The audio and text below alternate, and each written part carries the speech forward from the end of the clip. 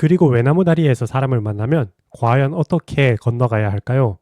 무섬 외나무 다리는 폭이 30cm밖에 되지 않아 두 명은 지나갈 수 없습니다. 안녕하세요. 저는 오늘 경상북도 영주시로 가고 있습니다. 여러분 이런 사진 보신 적 있으신가요? 지난번 안동 영상에 있었던 사진인데요. 바로 하회마을입니다. 사진에 보시다시피 물길이 마을을 둘러싸고 있는데요. 영주에도 하회마을과 유사한 마을이 있다고 합니다. 현재 약 48가구, 100여 명의 주민이 거주하고 있는데요. 강변에는 넓은 백사장이 펼쳐져 있고 무려 350년간 마을과 강 건너를 연결시켜준 외나무 다리가 있는 이곳, 오늘의 마을 무섬마을로 가보겠습니다.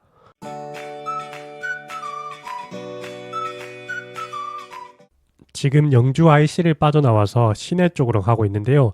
오늘은 영주 시내에 들리지 않고 무섬마을이 속해 있는 문수면이란 곳을 들러서 점심을 먹도록 하겠습니다. 제가 원래는 문수면 소재지 행정복지센터 근처에 가서 점심을 먹으려고 했는데요. 검색을 해보니 면 소재지 근처에 식당이 단 한 군데도 없었습니다. 이게 말이 되나 싶었는데요. 보통은 아무리 작은 면이라도 식당이 두세 개쯤은 있기 마련인데 문수면에는 식당이 단 한 곳도 없었습니다. 그래서 영주 시내와 가장 가까운 문수면 쪽에 중국집이 하나 있어 그쪽으로 가보았는데요. 중국집에 가서 식사를 하고 문수면에 들러서 정말 식당이 하나도 없을 정도로 작은 마을인지 한번 살펴보고 무섬마을로 넘어가도록 하겠습니다. 여기가 제가 문수면에서 어렵게 찾은 식당인데요. 중국집입니다. 외관은 생각보다 크고 방송국에도 맛있다고 나왔다는 집인데요. 한번 들어가서 살펴보도록 하겠습니다.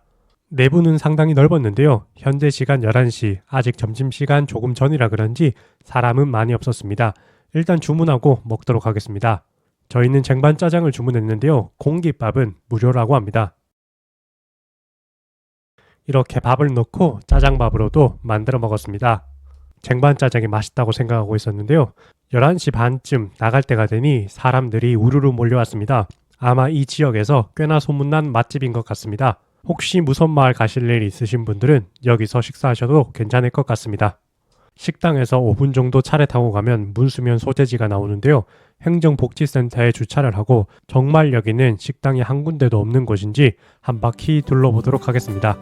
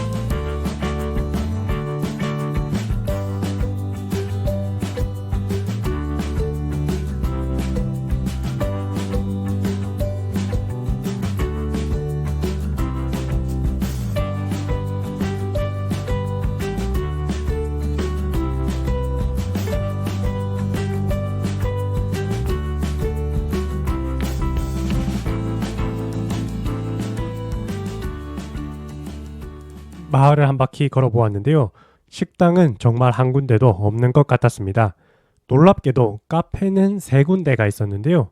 영상 중간에 보여드렸던 사느레 카페란 곳이 가장 유명한 곳 같았습니다. 사느레란 말은 이 문수면에 흐르는 사천에서 유래한 이름이라고 합니다.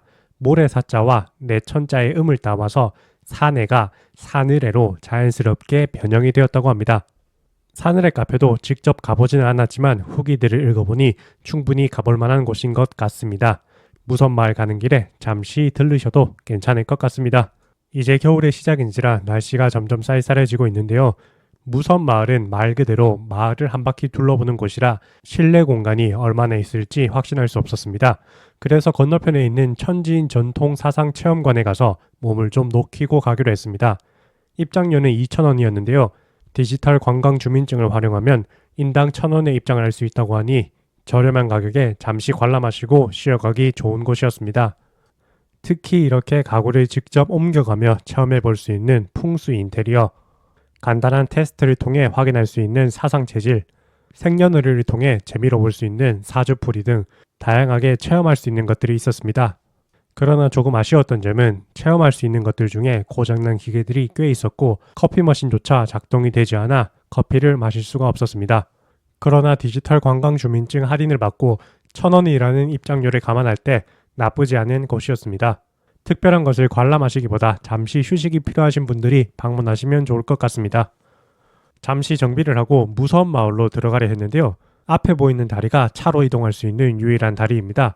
그런데 공사 중인지 앞에 꽃갈콘이 되어 있어 어쩔 수 없이 조금 떨어져 있는 임시 주차장에서 주차를 하고 걸어가기로 했습니다. 임시 주차장에서도 무섬 마을까지는 도보 약 10분 거리라 그리 멀지 않으나 차를 타고 들어가게 되면 관광 안내소 앞에 바로 주차할 수 있는 곳 20대 정도가 있다고 합니다. 주말에 오시는 분들은 임시 주차장을 이용하셔야겠지만 평일에 방문하신다면 아마 관광 안내소 앞에 있는 주차장도 이용할 수 있지 않을까 싶습니다. 공사 중 안내판을 지나 무섬 마을로 들어가겠습니다. 과연 무섬 마을은 어떤 것인지, 외나무 다리는 아직도 건널 수 있는지 한번 같이 알아보시죠.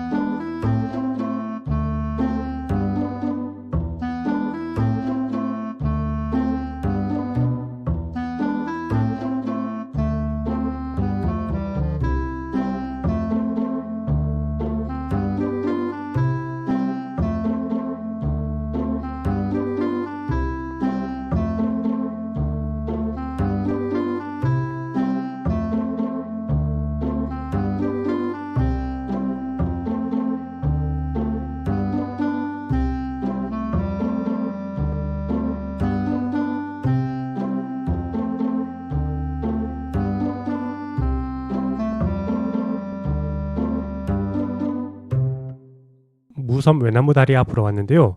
외나무 다리가 무섬 마을에 한 개 있는 줄 알았는데 두 개가 있었습니다. 제1 외나무 다리가 메인이고요.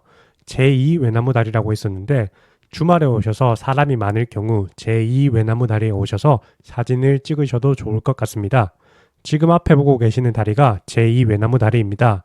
제1 외나무 다리와 폭이나 높이는 큰 차이가 없는데 길이의 차이가 조금 있는 것 같았습니다. 지금 외나무 다리를 건너는 것을 잠시 멈칫거리고 있는데요. 생각보다 다리를 건너는 게 무서웠습니다. 이게 놀이기구를 탄다거나 높은 곳에 있거나 하는 두려움이 아니고 폭이 좁다 보니 건너가는데 빠지지 않을까라는 생각이 조금 들긴 했습니다. 물론 물 자체가 깊진 않다 보니 빠져도 큰일이 일어날 것 같진 않았지만 발을 조금만 헛디디게 된다면 떨어질 것 같은 기분이 들었습니다. 물은 참 맑아 아래에 송사리들이 헤엄을 치고 있는 게 정말 잘 보였습니다. 제2 외나무 다리 뒤쪽으로 무섬 자료 전시관이 있었습니다. 간단하게 무섬 마을의 역사를 둘러보고 싶으신 분들은 방문하시면 좋을 것 같습니다. 제1 외나무 다리가 있는 곳으로 왔습니다. 백사장이 있었는데요.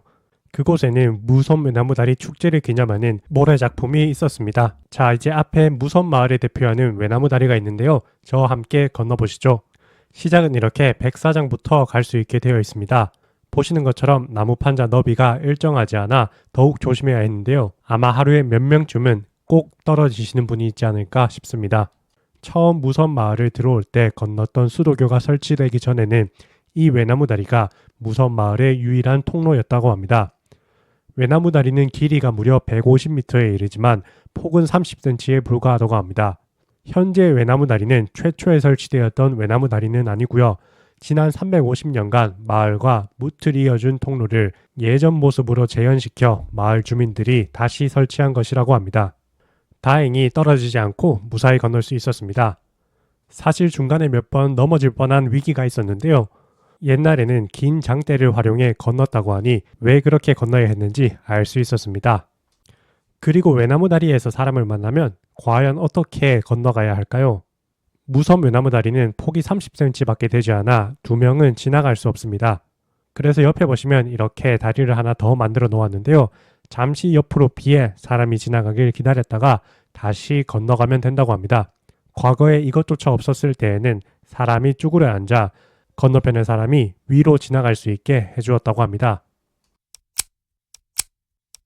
끝까지 영상 시청해 주셔서 감사합니다.